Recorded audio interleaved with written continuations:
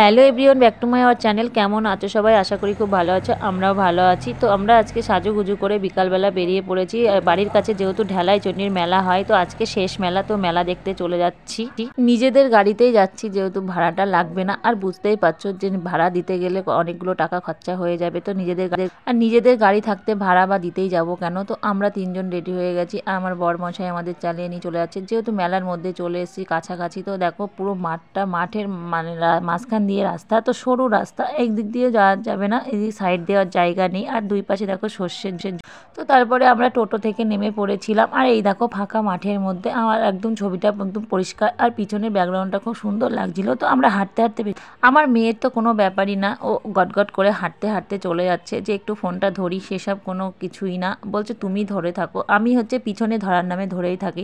পিছনে কিন্তু, সামনে কিন্তু দেখো অনেক লোক, পিছনেও লোক ছিল, আর সামনে অনেক লোক, যেহেতু অনেক দূর থেকে লোক আসে। আর এখন মেলায় পৌঁছে গেছি। দেখো প্রথমেই হচ্ছে 10 টাকার সস্তায় মাল পাওয়া যাচ্ছিল। তারপরে বাদাম ভাজার দোকান, সব দোকানই আছে, এগরোল, জল, মানে ভাঙা মেলা যাকে বলে। তো অর্ধেক শেষ হয়ে গেছে। তো তারপরে আমরা ফার্স্টে চলে গেছি একদম মায়ের মন্দিরের ওখানে। মন্দির না, এটা গাছতলায়। আর দেখো ঢেলা মাথায় করে নিয়ে গিয়ে কত লোকে ঢেলা ফেলেছে। আজকে আমরা যেহেতু ঢেলাটা মাথায় নিইনি, এমনি শুধু ঠাকুর দর্শন করতেই চলে যাচ্ছিলাম। আমার মেয়ে কিন্তু আগে উঠে পড়েছে, তারপরে আমিও উঠে পড়েছি। আর এখানে দেখো সবাই প্রণাম করছে আর ঘন্টা বাজাচ্ছে। তো আমি ঘন্টাটা বাজিয়ে নিলাম আর প্রণাম করলাম। আমাকে আগে সিঁদুরের ফোঁটা দিয়ে দিল ওখানকারের ব্রাহ্মণ।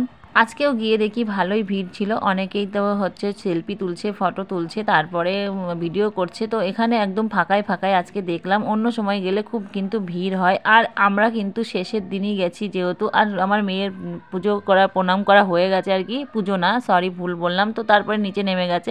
এবার আমি হচ্ছে ভালো করে ভিডিওটা করে নিলাম। এখানে দেখো কত বাচ্চাদের মানে মনস্কামনা পূরণ করার জন্য কত ব্রাহ্মণ মায়ের কাছে ছুঁয়ে দিচ্ছে, ঘন্টা বাজছে। আর গাছে দেখো কত ভাড়া বাঁধা আছে, অনেকের অনেক কিছু আছে, স্বপ্ন মানে মায়ের কাছে চেয়েছে, তো সেইগুলোই বেঁধে রেখেছে। আর দেখো ঢেলা, কত ঢেলা, চারি সাইডে কিন্তু শুধু ঢেলা ঢেলা। এটা ঢেলাই চণ্ডী।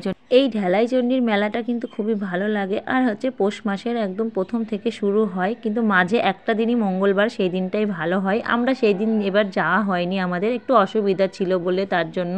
মেলাটা যেহেতু আমাদের বাড়ির কাছে, তো তোমরা পুরো ভিডিওটা দেখে নিও, আমার বলা হয়েছিল না আগে। আর এদিকে আমরা ঘুরতে চলে গেলাম সবাই মিলে। আর এদিকে ঘুরতে যাচ্ছি, দেখো ওই সাইডেই লোকটা বেশি ছিল, যেহেতু ওইদিকে একটু একটা জায়গায় একটু প্রসাদ দিচ্ছিল, প্রসাদ বিতরণ হচ্ছিল। তো আমরা সেখানেই যাচ্ছিলাম, কিন্তু প্রসাদটা পেলাম না। তারপরে ওখান থেকে ঘুরে চলে আসছিলাম। আর আসার পরে দেখো এই সাইড দিয়ে শুধু দোকান পাশারগুলোই দেখছিলাম, আর দোকান পাশারে কি আছে। আর আমার মেয়ের একটার পর একটা শুধু বায়না লেগেই আছে, এইটা কিনে দাও, ওটা কিনে দাও। আমি বললাম কিছুই কিনে দেবো না। তো ওর দাদু গেছিল সাথে, ও দাদুর কাছ থেকে সব কিছু নিয়েছে।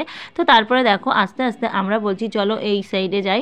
তো এই সাইডে যাওয়ার জন্য এদিকে রেডি। এদিকে সামনে ছিল ফুচকার দোকান, তো আমি বললাম যে আগে ফুচকাটা খেয়ে নিই। তো ফুচকাটা আগে খেয়ে নিলাম, তারপরে এদিকে জিলাপিটাও নেওয়া হয়ে গেল।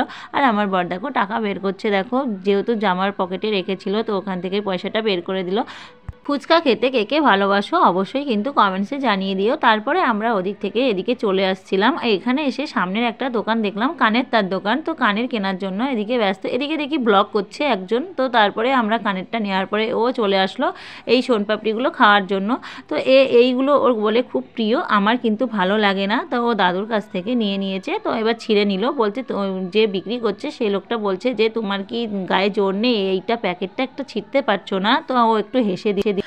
তারপরে আমরা কিন্তু আবারও গাছতলাটা একটু ভালো করে দেখিয়ে দিলাম। তো আমরা এই সোজা বেরিয়ে চলে আসছিলাম মেলার মধ্যে, বললাম যে চলো। তারপরে চলে এসেছিলাম মেলা থেকে বেরিয়ে। দেখো মাঠের মধ্যে দিয়ে আমার মেয়ে হাঁটতে হাঁটতে যাচ্ছে, এখনও কিন্তু লোক অনেকেই যাচ্ছে। আর আমরা কিন্তু চলে আসছিলাম বাড়িতে।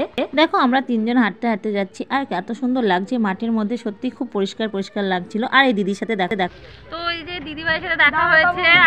আর বাবা 12টা বাজিয়ে দিল। দেখা হয়েছে মেলাতে, ঢালাই চণ্ডীর মেলায়। আর দিদিভাইয়ের হচ্ছে আমাদের বাড়ির কাছেই বাড়ি। তো দেখো দিদিভাইয়ের কিন্তু অনেক বড় পেজ, আর অনেক বড় মানে ইউটিউবও আছে। তো না ইউটিউব আছে? হ্যাঁ ইউটিউব আছে। ইউটিউব এখন করে না, মানে অল্প স্টার্ট করেছি আমি। তো সবাই পেজটিকে ফলো করো, আমাদের মানে সাথে থেকো, পাশে থেকো। তো দিদিভাই কিছু বলো। তো আমি আসলাম এখানে, তো এনার বাড়ি আমাদের বাড়ির পাশে, কিন্তু আমাদের সঙ্গে দেখা নেই। তো ভিডিও সবারটা দেখা হয় কম বেশি। তো এখানে ঢালাই চণ্ডীর মেলা হচ্ছে মাঠের মাঝখানে। তো আসলাম, এসে এনার সঙ্গে দেখা হয়ে গেল, খুব ভালো লাগলো। তো তো বন্ধুরা সবাই যারা যারা আমার ফ্যান ফলোয়ার্স আছো, দিদিভাইকে যদি দেখো তোমরা একটু সাপোর্ট করে দিও। আর সবাই সবার পাশে থেকো, একদম সবাই সবার পাশে থাকবে, সবাই সবার হাত ধরে এগিয়ে যেতে হবে। আর দিদিভাই সত্যি কথা বলতে দিদিভাই খুবই ভালো, আমি দিদিভাইয়ের ভিডিওগুলোও দেখি আর খুব ভালো লাগে, কিন্তু বিশেষ করে দিদিভাইয়ের বৌমাকে আর বেশি ভালো লাগে। কিউট আমার বৌমা, ভীষণ থ্যাংক ইউ।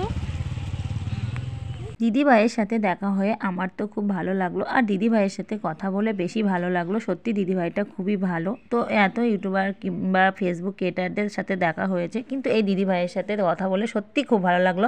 তো তারপরে দেখো আমরা চলে এসেছি চিত্রশালী ঠাকুর দেখতে, একবারেই মানে কাজটা সেরে নিয়েছি। এটাও আজকে ভাঙা মেলা। তো দেখো এই ঠাকুরটা কত উঁচু, তো মানে 40 ফুট উঁচু নাকি আমি শুনেছি যেহেতু। তারপরে দেখো ঠাকুরটার মানে ঘাড় উঁচু করে দেখতে হচ্ছে আর কি। তো আর তারপরে ঠাকুরটা দেখে মেলার ভিতরে ঢুকে গেলাম। তো কিছু কিছু দোকান ছিল খোলা আর সবই ছিল বন্ধ, যেহেতু ওইদিকে ঢালাইচণ্ডীর মেলাতে দোকানগুলো সবই খোলা ছিল, আর এখানে রাত্রে হবে বলে তাই।